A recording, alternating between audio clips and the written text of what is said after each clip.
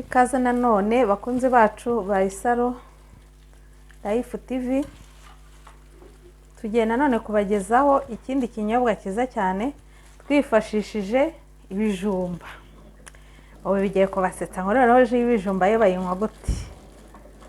Ibijumba burya nabyo babikoramo ji. Bakunzi bacu, iyi ji ku bantu baba sportif, iyi ji yongera imbaraga twifashishije ibijumba, tukifashisha na pome y'umutuku. Hanyuma bakunzi bacu rero turabasaba mukore subscribe, mukore like ndetse na comment, mukore na share kugira ngo dukomeze tubagezeho amaji agiye atandukanye kugira ngo mukomeze kugira ubuzima bwiza. Iyi ji yacu rero ifasha kugira imbaraga mu mubiri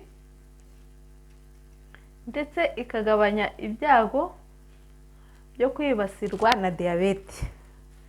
Kandi noneho ku bantu baba bafite diabete, iyi ji nabwo irabafasha cyane bakayikoroshya diabete, ubuzima bugakomeza bukagenda neza.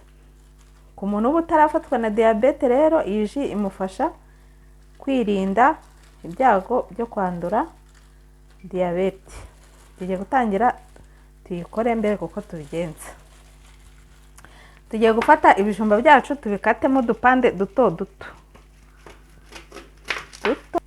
Tangiye muvuge muti ibijumba na ji rwose ngubu hari ibintu byinshi tutari tuzi tugomba kumenya. Tugomba kumenya twifashishije ibintu bidukikije kandi bitagoye kubibona. Ikiro cy'ibijumba se harawe kirenze amafaranga 500? Reka da, ibijumba biroroshye cyane kubibona, hanyuma ukikorera ibintu bimeze neza,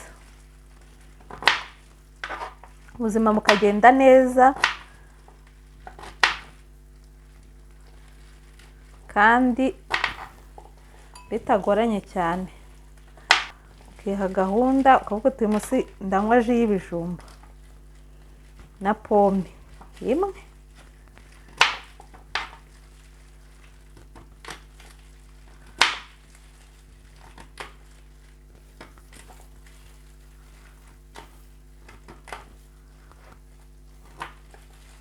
Dukata ibijumba byacu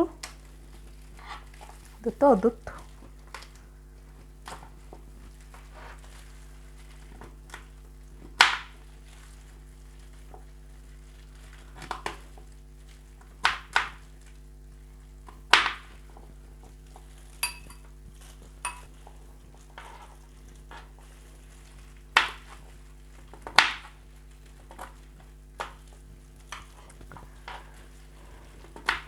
Ese mwari muzi yuko ibijumba byacu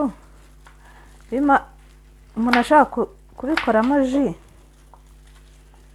Nanjye narabivumbuye rero ndavuga nti ntago aka gashya nareka kukabagezaho. Tubimenyereye kubirya byokeje, ubundi tukabirya bitogosheje cyangwa se amafiriti.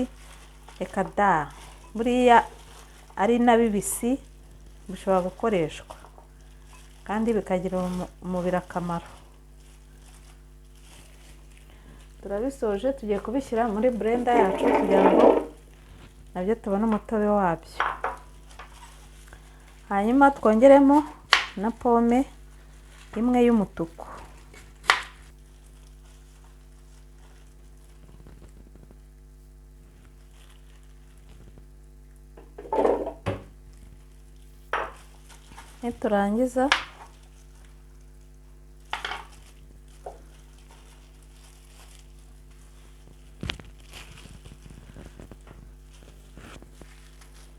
Niturangiza turongeramo amazi meza.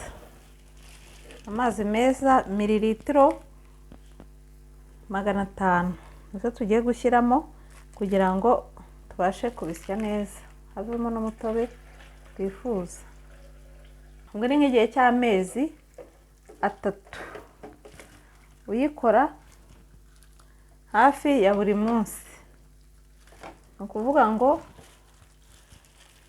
ikibazo wari ufite kiba cyamaze kwerekana ibisubizo bya nyabyo bizima kuri icyo kibazo. Tugiye gusya ji yacu. Urabibona ko ji yacu imeze neza, iranoze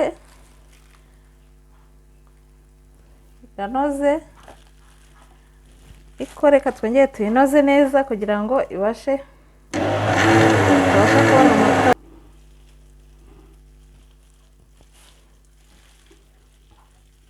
Tugiye kuyungurura ji yacu ngo tubashe kubona wa mutobe wacu.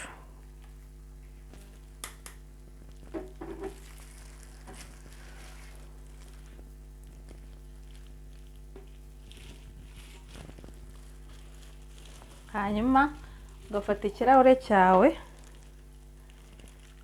umutobe wacu wabonetse, uri kuwubona ukuntu umeze neza, urasa neza, urimo umuhondo, umeze nk'amata y'ishyushyu rwose. Ni amata y'inshyushyura, ni nk'icyayi cyakoze nido, amata ya nido. Muri kubibona iyi ji ukayitegura, ni ji imeze neza cyane, muri kuyibona iteye apeti kandi yuzuye intungamubiri. Ku basiporutifu nabibabwiye yuko itera imbaraga, ndetse iyi ji rwose ku muntu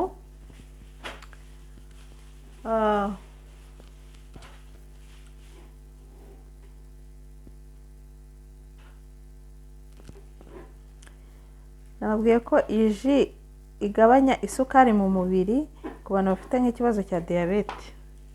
Ni inshuti rwose y'abashaka no kwirinda kuba bahura n'ibyago byo kwibasirwa na diyabete. Mwayibonye nta bikomeye birimo, nawe wabasha kuyitegurira iwawe, imeze neza rwose. Niba mushimishijwe n'ibyo tubakorera, mukore subscribe kugira ngo ibindi bizaza nabyo bitazabacika, mukore like ndetse na komenti, mushayaringe ku nshuti zanyu nazo zibasha kubyikorera. Murakoze, naho ubutaha.